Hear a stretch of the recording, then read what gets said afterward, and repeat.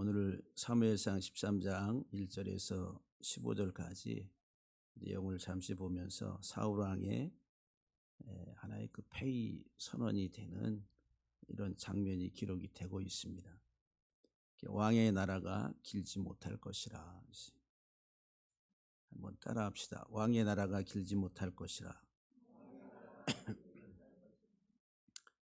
오늘 본문을 통해서 좀 우리가 이 세상 살아가면서 우리가 맞이하게 되는 닥치게 되는 어떤 많은 위기 상황들 속에서 어떻게 우리가 결정을 하고 올바른 길을 갈 수 있을 것인가에 대해서 좀 살펴보려고 합니다. 먼저 오늘 1절에서 5절까지 보면은 위기 상황이 발생을 해요. 위기 상황이. 그 위기 상황이 뭐냐 하면은 전쟁 위기입니다. 국가적 전쟁 위기. 사울 왕이 40세에 왕이 됐는데 그 왕이 된 지 2년째에 전쟁 위기가 발발하게 됩니다. 블레셋 사람들과 전쟁에 아주 그 맞닥뜨리게 되는 그런 상황이 1절에서 5절까지의 내용입니다. 그래서 이제 그 블레셋 군대의 병력을 보니까 5절에 보면은 블레셋 사람들이 이스라엘과 싸우려고 모였는데 병거가 3만이고 마병이 6천이고 백성은 그 군대는 해변에 모래같이 많더라 그랬어요. 그들이 올라와 베다웬 동쪽 믹마스에 진쳤다. 이 병거는 현대식으로 말하면 전차부대 같은 거지요. 마병은 기마 부대이고 상당한 하나의 그 병력을 가지고 있습니다. 3만. 병거가 3만이다. 엄청난 겁니다. 또 백성이 블레셋 사람들의 그 군사가 해변에 모래같이 많았다. 셀 수 없을 정도로 아주 거대한 블레셋 군대가 이스라엘과 싸우려고 지금 진을 치고 있다. 상당히 이런 위급한 국가적 전쟁 위기에 지금 처해 있다라고 1절에서 5절까지 내용을 보게 됩니다. 6절에서 7절까지의 내용은 이런 위기 상황에 대한 사단의 전략이 무엇인가? 위기 상황에 놓여 있는 하나님의 자녀들에 대해서 사단은 어떤 전략을 가지고 하나님의 자녀들을 공격하는가? 사단의 전략에 대해서 6절에서 7절까지를 보게 되면은 우리가 알 수가 있습니다. 사단이 하나님의 사람들을 공략하는 방법, 사단의 전략 우리가 바르게 알아야 되겠죠. 그 사단의 전략이 뭐냐 하면은 현실, 눈에 보이는 현상 세계에 주목하게 만든다. 한번 따라합시다. 눈에 보이는 현상 세계에만 주목하게 한다. 가시적인 눈에 보이는 현상 세계. 여러분들은 눈에 보이지 않는 것에 영향을 많이 받아요? 아니면 눈에 보이는 것에 영향을 많이 받아요? 눈에 보이는 것에 영향을 받죠. 눈에 보이지 않는 것은 안 보이니까 없는 것 같고 인식이 안 돼. 근데 눈에 잘 보이는 것은 금방 인식이 되고 그 상황 분별을 할 수가 있게 됩니다. 근데 이 사단의 전략은 철저하게 믿음의 사람들에게 현실 세계의 눈에 보이는 가시적인 것에만 매몰되게 하는, 거기에 이제 주목하게 하는 전략을 사단이 쓴다. 한 나라도 국가적 위기가 있습니다. 우리나라도 상당히 어느 정도 위기 국면이다라고 볼 수가 있겠죠. 정치적인 위기 또는 군사적인 위기 또는 경제적 위기, 많은 그런 위기 상황들이 어느 순간에 갑자기 돌발적으로 발생할 수가 있다라고 하는 거예요. 또 가정도 마찬가지고, 가정도 가정에 어떤 파탄의 위기들이 여러 가지로, 경제적인 문제라든지 여러 가지 문제로 인해서 발생이 돼요. 사업에 있어서도 마찬가지고, 이런 등등 우리가 살아가면서 우리는 공동체, 국가적, 가정, 개인적인 위기 상황들을 많이 우리가 만나게 됩니다.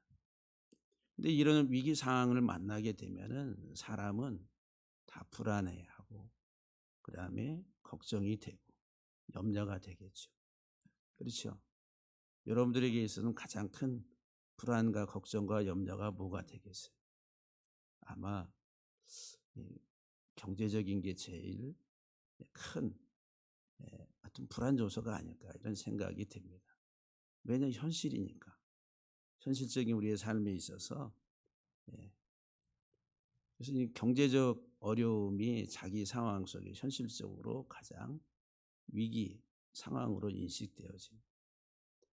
그리고 자기는 건강할 줄 알았는데 갑자기 또 무슨 질병이 발견되면은 그것이 이제 가장 큰 하나의 위기 상황으로 인식이 돼서 불안해하고, 그것을 바라보고 염려하고 걱정하는데 푹 빠지게 됩니다. 오늘 이스라엘 백성들이 그 위기 상황이라고 하는, 현실적으로 국가적 하나의 그 전쟁 위기에 직면했을 때에 사단의 전략은 그 현실만 보게 하는 거예요. 지금이 얼마나 위급한 상황인지 현실적인 것만 바라보게 한다. 그래서 오늘 본문 6절을 보면은 이스라엘 사람들이 위급함을 보고 그랬어요. 이스라엘 사람들이 위급함을 보고. 뭐를 봤다고요?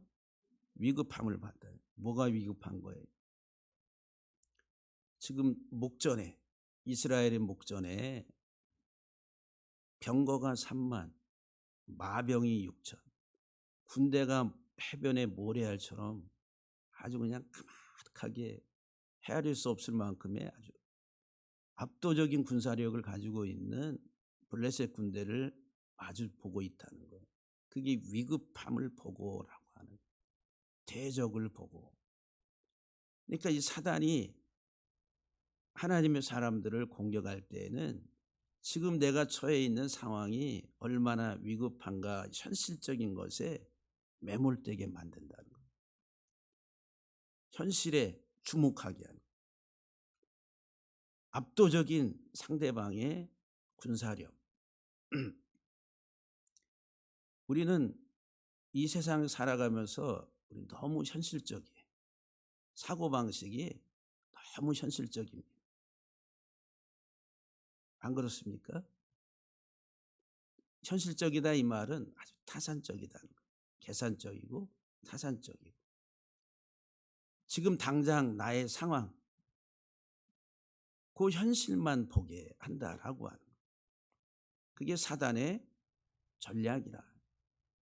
사단이 하나님의 사람들을 공략하는 하나의 중요한 루트가 된다라고 합니다. 이스라엘이라고 하는, 오늘 본문에 보면은 이스라엘 사람들이 위급함을 봤다 그랬어요. 이스라엘 사람들이 대적, 위급함이라고 하는 말은 차르라고 하는 대적이라는 대적을 봤다. 그 이스라엘은 이기는 자라는 거예요. 이기는 자. 지금 이스라엘은 이기는 자라고 하는 속성, 정체성을 가지고 있어요. 다시 말하면 하나님의 백성인 우리들, 하나님의 영적 이스라엘로 부름받은 우리들은, 우리의 삶의 정체성은 반드시 이기는 자라. 이겨야 되는 거예요. 하나님과 더불어서 우리는 이 세상을 싸워서 이기는 자들이라. 그런데 이 대적을 바라보면서 현실 인식 속에서 이기는 자의 삶을 펼쳐나가지를 못하는, 현실 인식이란, 너무 현실적인, 내 주머니 타령한다는 거죠. 주머니 타령. 없어요, 못해요. 현실적인 인식, 그것에 이제 매몰되게 한다라고 하는. 그래서 이제 이런 현실만 바라보게 하는 이 사단의 전략에, 그 위기 상황 속에서 사단의 전략에 빠져드는 이스라엘 백성들을 보게 됩니다. 그래서 이제 첫 번째가 뭐냐면은 절박하다. 절박하다. 6절에 보면은 절박하여 그러세요. 이 절박하여 이 말을 직역하면은, 그래서 그 백성이 압박을 받았다. 압박을 받았다는 거예요. 이 절박하다 이 말은 압박을 받는 거예요. 지금 자기들의 눈앞에 압도적인 적의 군사가 진을 치고 있어요. 거기 압도돼 가지고 지금 압박을 받는 거예요. 그 압박을 받는데, 그게 무슨 압박이겠어요? 물리적인 압박이 심하겠어요? 정신적인 압박이 심하겠어요? 물리적인 것보다도 정신적인, 이 정신에, 이거 어떻게, 이 정신적인 스트레스가 먼저,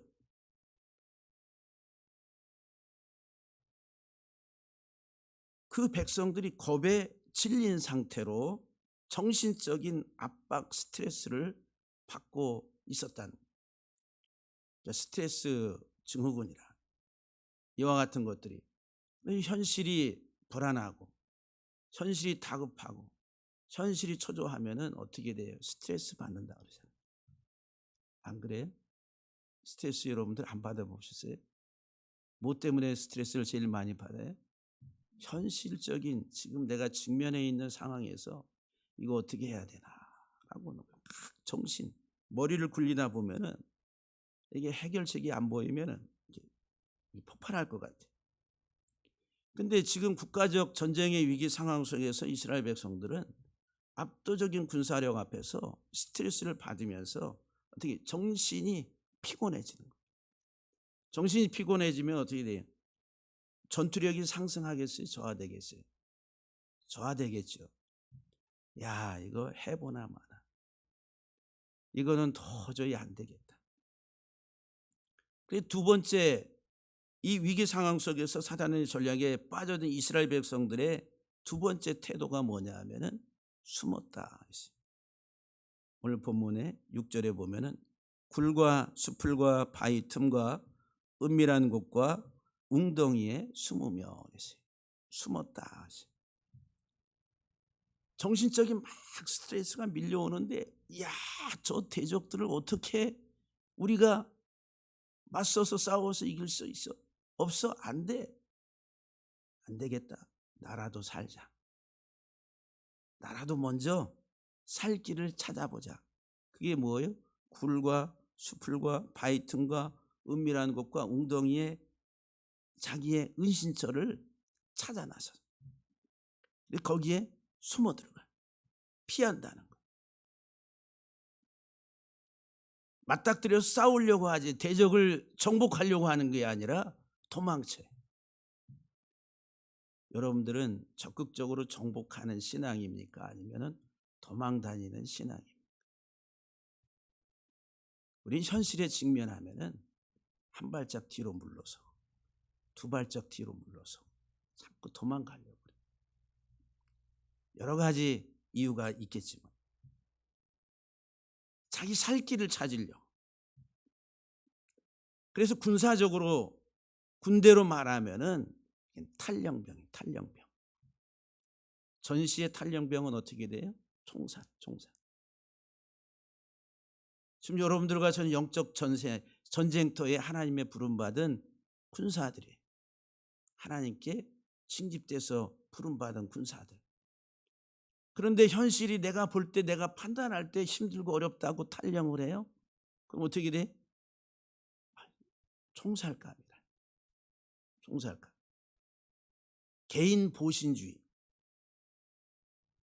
그런데 이런 상황에서 사울은 왕이었는데 이 왕이 그 통솔력을 상실해. 통제가 불능. 그러니까 막 백성들이 도망가. 그래서 이제 숨어. 자기 살 길 찾아가지고 숨어. 예.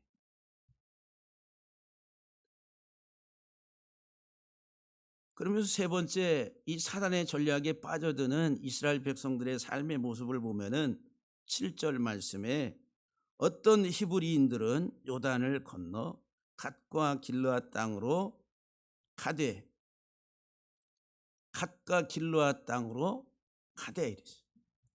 어떤 히브리인들은 요단을 건너 갓과 길르앗 땅으로 갔다 그랬어요. 건너갔다, 다시 건너갔다. 어떤 사람은 자기 살 길을 찾아서 은신처를 찾아가지고 숨었는데, 또 이제 어떤 히브리인들은 아주 대놓고서 그냥 36개의 주랭랑을 치는 거예요. 안 되겠다, 여기서 있었다가는 내 생명을 보존할 수 없겠다. 그래서 이제 요단강을 건너가지 다시 동쪽 지역의 안전한 지역으로 도망을 가는. 원래 여기 이제 어떤 히브리인들이라 그랬는데, 히브리 사람들, 히브리라고 하는 말이 이브리, 건너오다 이 말이에요. 아브라함을 하나님이 갈대아 우르에서 불러내 가지고 유브라테스 강을 건너서 가나안 땅으로 인도했어요.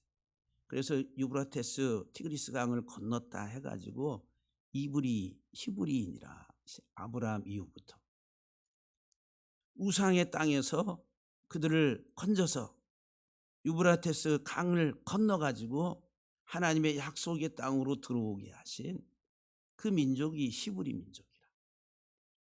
근데 하나님이 앉혀놓은 그 땅을 떠나서 다시 자기들이 건너가, 자기들이 안전한 곳이라고 생각하는 곳으로 현실 판단, 현실에 주목하면서 도망갔다.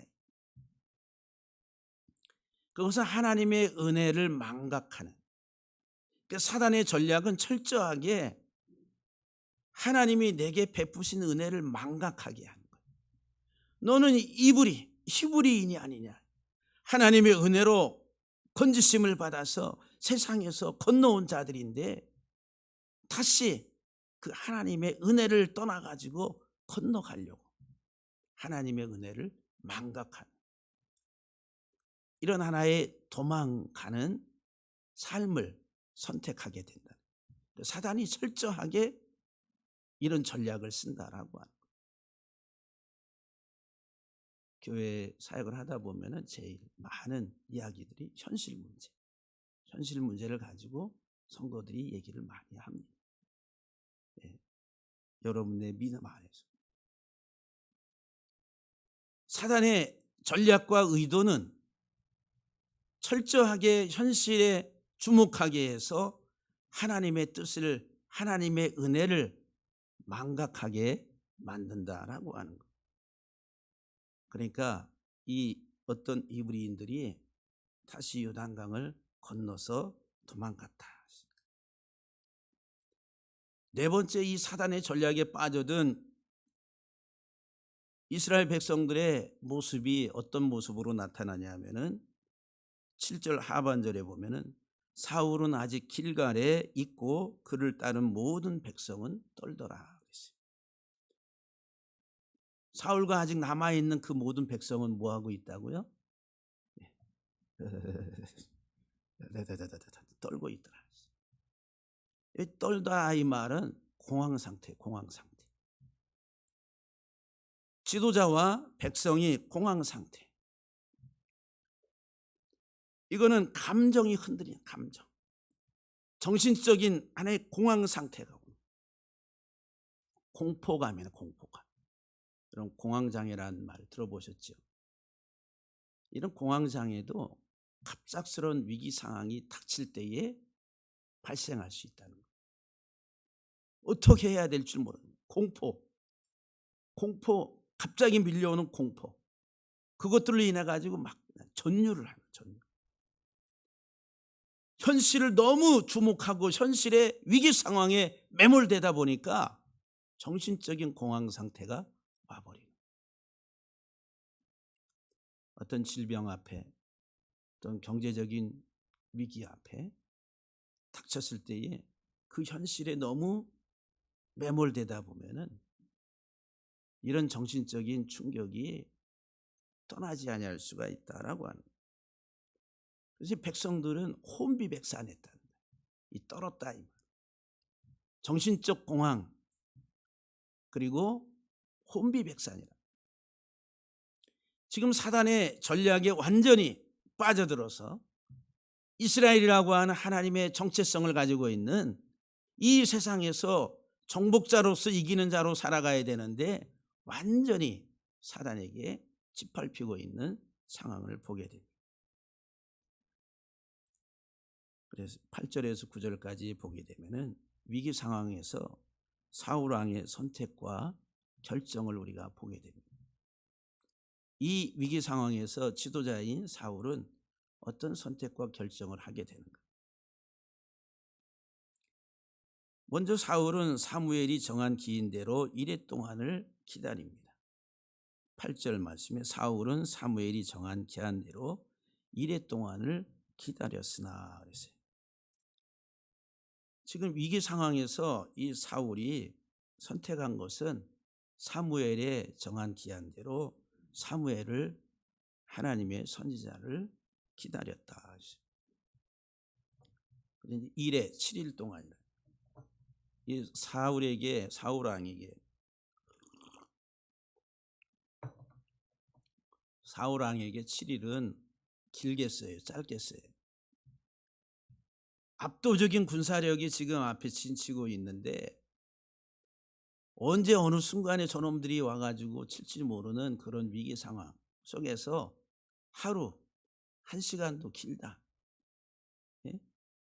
근데 7일을 기다리려니까 7일이 7달처럼 또는 7년처럼 느껴질 수가 있겠죠. 그 기다림 안에는 이 마음의 초조와 불안, 조급함 이런 것들이 이 왕 지도자의 마음을 사로잡고 있었다라고 하는 거예요. 현실에 매몰돼서 당장 내 눈앞에 지금 나의 삶의 현실이 이렇다라고 하는 것을 바라보면서 그것만을 집중할 때에는 항상 불안, 초조, 조급함 이런 것들이 우리 삶을 지배하게 된다. 그러면서 이 사무엘이 기다리고 있는데 사무엘을 기다리고 있는데 사무엘이 오지 아니하매 그랬어요. 사무엘이 오지 아니했다. 그러니까 사무엘이 길갈로 오지 않았다. 그러니까 이 사울 왕에게 있어서는 그래도 하나의 한 소망의 끈이라고 할 수 있는 사무엘 선지자가 오기만을 학수고대해야 하는데 기다리고 기다려도 오지 아니하니까 그 소망이 사라져가는 불안과 패배의식이 엄습해 왔다. 아니 기다려도 7째 날이 됐는데도 안 오니까 오늘 본문 8절 하반절에 보니까 백성이 사울에게서 또 흩어지더라. 남아있던 백성들마저도 이제는 흩어져 막 공포에 떨고 있다가 흩어졌다. 사울에게서 흩어졌다. 도저히 여기선 더 이상 버틸 수 없겠다. 졌다. 우리는 싸워봐야 백전백패. 가능성이 없다. 그래서 통제를 벗어나서 다 흩어져 버린 이런 상황이 됐다는 기다려도 오지 않. 이때 이제 사울 왕이 선택한 게 뭐냐면은 9절 말씀에 사울이 이르되 번제와 화목제물을 이리로 가져오라 그랬어요. 번제와 화목제물을 이리로라고 하는 말 4개로 가져오라. 가져오라 이 말은 강요하는 거, 강제로 가져오게 하는 4개로 가져와. 강제로 가져오라고 강요하는 상황이 발생하게 됐습니다. 기다리다 지쳐가지고 이제 감정이 막 격앙이 되고 그 초조함과 불안함을 속일 수가 없어요. 그래가지고 안 되겠다. 번제와 화목 제물을 내게로 가져와. 명령을 내리. 그 초조함 속에서 감정이 격앙된 상태로 끝까지 기다려야 되는데 마지막 순간을 참지 못하고서 조급하게 성급한 결론을 내리게 됩니다. 성급한 결론. 아직 7일이 다 끝나지도 않았는데 7일째지만은 아직 7일 마지막 그 7일이 다 저물지도 않았는데 조급함 속에서 성급한 결론을 내리게 돼. 그 눈앞에 보이는 문제에만 매몰된 그 단편적 사고라고 하는 것. 그것은 잘못된 결정으로 가게 한다. 잘못된 결정으로 가게. 그래서 이제 이런 위기 상황 속에서 기다리다가 참지 못할 때에는 이제 충동 장애가 발생해. 내가 어떻게 하든지 그냥 뭐든지 해야지라고 하는 뭔가 일을 저지르려고 하는 그런 충동 장애가. 근데 이제 충동이 일어나. 내게로 번제와 화목 제물을 가져와. 그러면서 번제를 드렸다 그랬어요. 그리고 그가 번제를 드려버렸다 그랬어요. 드려버렸다, 과거형으로.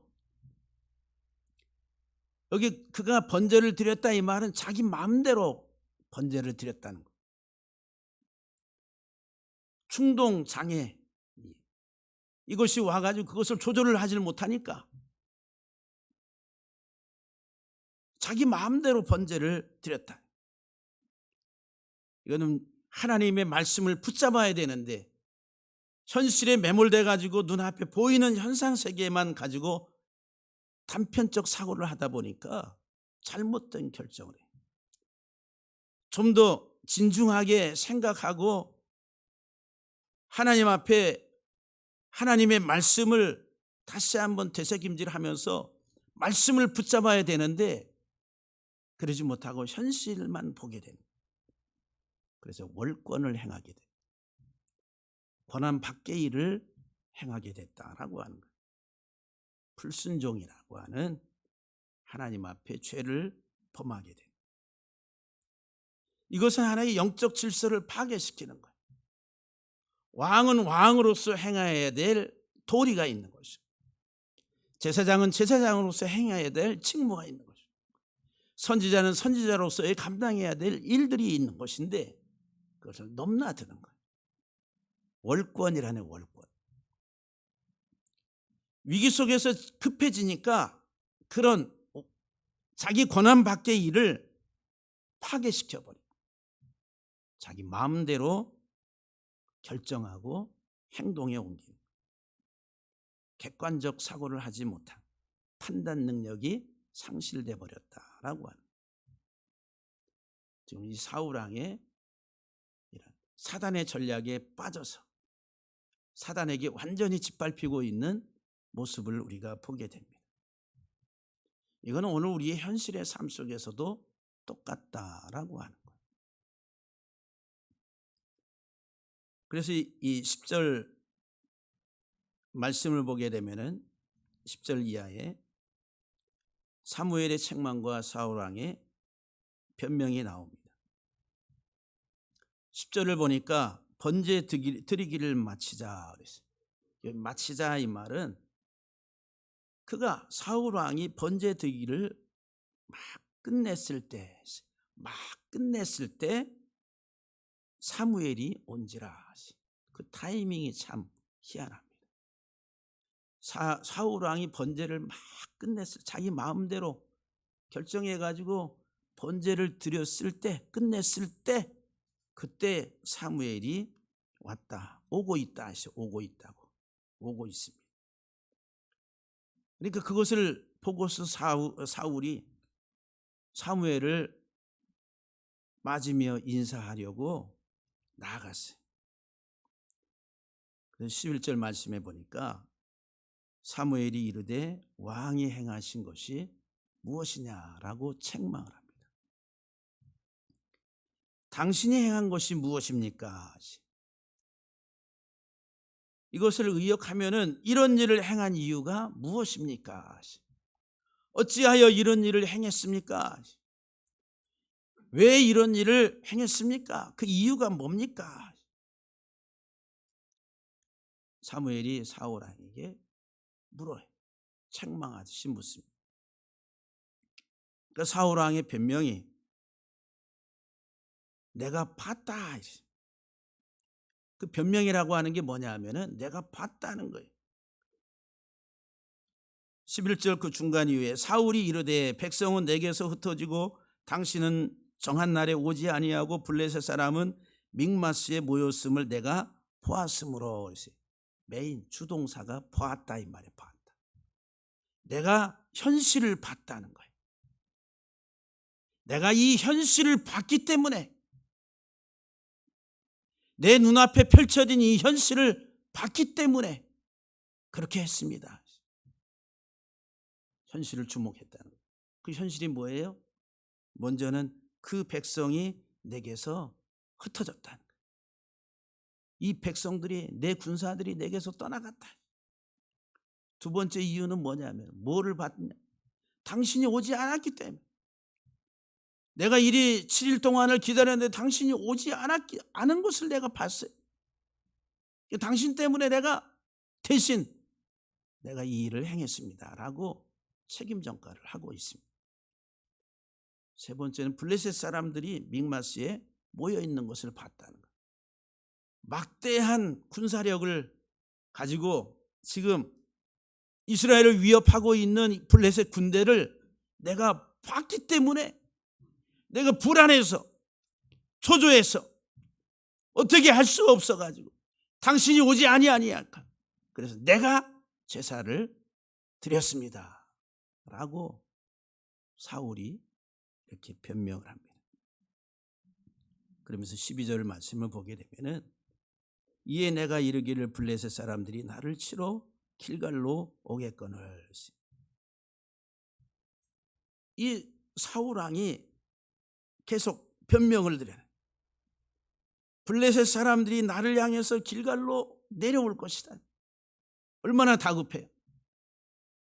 저 막대한 군사력을 끌고 지금 믹마스에서 길갈로 막 치고 내려올 것 같은 상황인식, 아주 긴급한 상황인식을 하게 됐다는 거예요. 곧 죽게 됐다. 망하게 됐다. 우리는 현실 속에서 이런 인식을 얼마나 많이 합니까? 아유, 절망적이고 뭐 할 거예요 또. 아유, 우리 그런 상황 인식 많이 하게 되는 현실을 보면서. 그러면 당신이 늦게 와서 우리가 하나님께 은혜를 구하지 못했다. 하나님께 은혜를 구해야 될 당신이 오지 않았기 때문에 여호와께 우리가 은혜를 구하지 못했다라고 다시 계속 책임 전가를 해. 그러면서 부득이하여라고 하는 말은 그래서 내가 스스로 마음을 굳게 먹었다. 부득이하여 이 말은 이 외부적인 상황으로 인해 가지고 어쩔 수 없이 했던 나의 행동은 불가피한 행동이었다라고 하는 거예요. 당신이 없으니까 나라도 해야 되지 않느냐. 그래서 부득이하여 내가 마음을 스스로 굳게 잡고 그래서 내가 제사를 번제를 드렸습니다라고 사울 왕이 그렇게 변명을 합니다. 합리적이에요? 비합리적이에요? 현실주의자들에게 있어서는 합리적이죠. 맞는 말 같아요. 그렇죠? 여러분들이 현실 속에서 현실을 바라보면서 하나님 앞에 원망하고 불평할 때 털어놓는 이야기들이 때로는 합리적일 수가 있어요. 그런데 오늘 13절에서 14절 사무엘의 대답을 통해서 보게 되면은 사무엘이 사울에게 이르되 왕이 망령되이 행하였다. 왕이 망령되이 행하였다. 망령 때의 행하다 이 말이 어리석은 행동이었다. 어리석은 행동이었다. 첫 번째 사울의 행동은 어리석은 행동이었다. 이 어리석은 행동이라고 하는 이 말은 절제를 못한다. 절제하지 못한. 이 말은 신약 성경에 헬라어의 단어에서 보게 되면은 이 횡격막이 없다는 거예요. 횡격막은 뭐에 필요한 거예요? 호흡에 필요한 호흡. 우리가 들숨과 날숨을 할 때 이게 수축이 되고 이완이 되면서 이완이 되면은 이게 호흡이 들어가게 되고 수축이 되면은 펌프질하는 거예요. 그래서 이제 공기가 들어가고 나가고 하는 기능을 이 횡격막이 해요. 어리석다 이 말은 횡격막이 없다는 거예요. 이완 수축이 안 되는 거예요. 예? 조절이 안 돼. 조절이 돼야 되는데 그냥 멈춰 있어요. 이 횡격막이 멈춰 있는 것은 호흡이 안 된다는 거예요. 그 죽은 자와 방불한 거예요. 똑같은 거지. 그래서 이 횡격막이라고 하는 이 단어가 마음 이해라는 거예요. 마음 이해. 생각 이해가 없다 이 말이에요. 이 어리석은 행동이. 지금 사울 왕이 머리가 없어요. 마음이 없어요. 호흡이 없어요. 죽은 자와 같은 행동을 하는. 저와 여러분들은 하나님이 우리의 코에다가 생기를 불어넣어서 하나님의 생기로 사는 자들이에요. 하나님이 우리의 코에 생기를 불어넣는데 그 코의 생기가 뭐예요? 말씀이라는 말씀. 말씀을 들이키고 또 내뱉고 그 말씀 안에 살아야 되는데 왕은 하나님의 말씀을 받아서 자기 머리맡에 하나님의 말씀을 두고 그 말씀이 통치 규례가 돼서 그것을 가지고 지도해야 되는데 그게 없다는 거예요. 어리석은 행동을 했다. 그러면서 사무엘이 말하기를 당신이 왕의 하나님 여호와께서 왕에게 내리신 명령을 지키지 아니하였나이다. 불순종이라는 불순종. 왕이 붙잡아야 될 것은 현실이 아니라 하나님의 말씀을 붙잡아야 되는데 당신은 하나님의 말씀을 망각하고 현실만 붙잡았다는 거예요. 누구에게 꽉 붙잡힌 거예요? 사단에게 붙잡힌 거예요. 현실. 눈에 보이는 현상세계. 여호와께서 내리신 명령 하나님의 생명의 말씀에 대해서는 망각하고 그래서 하나님의 말씀에 불순종을 하고 월권을 자기 권한 밖의 일을 하게 됐다. 만약에 하나님의 말씀에 순종했더라고 한다면은 여호와께서 이스라엘 위에 왕의 나라를 영원히 세웠을 것이다 라고 말합니다. 그러면서 14절 말씀에서 뭐라고 사무엘이 사울에게 말하냐면은 지금은 왕의 나라가 길지 못할 것이라. 이 말은 폐위 선언입니다. 당신은 이제 그 보좌 왕위에서 내려가게 될 것이다. 지금은 당신의 나라가 서지 못할 것이다. 확고하게 확립되지 못할 것이다. 당신의 왕조는 무너질 것이다 라고 하는 폐위 선언. 폐위. 우리가 일반 우리 국가 체제 안에서도 폐위는 폭정이나 실정 또는 무능 또는 통치자의 정신적인 질환이나 아니면 정치적인 변동에 의해서 폐위라고 하는 그 권자를 상실하게 되는 경우들을 우리는 고대 역사와 현대사 속에서도 우리가 많이 보게 됩니다. 지금 사울을 하나님이 폐위하신다.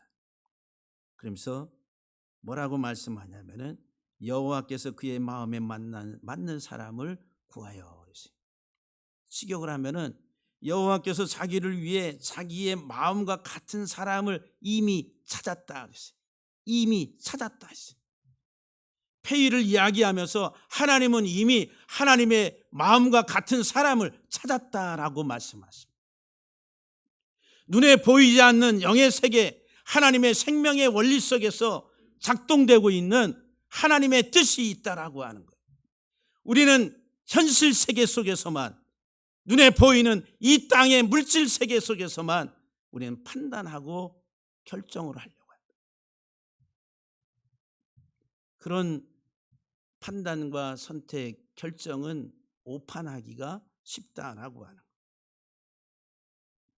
여러분들은 어떤 생각과 판단을 하시려고 합니까? 하나님은 순종의 사람을 찾습니다. 불순종의 사람은 하나님이 폐위시키고 하나님은 순종의 사람을 찾아 나섭니다.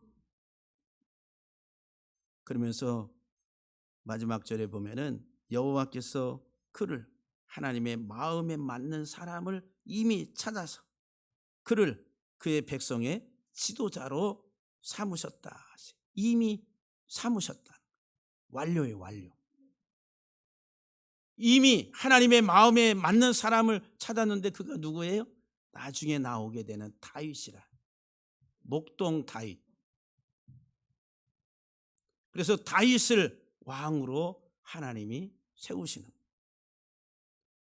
이와 같이 사울이 폐위되는 원인, 그것은 불순종이라는 거예요.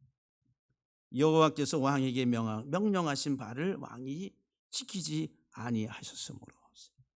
이 불순종의 원인이 뭐예요?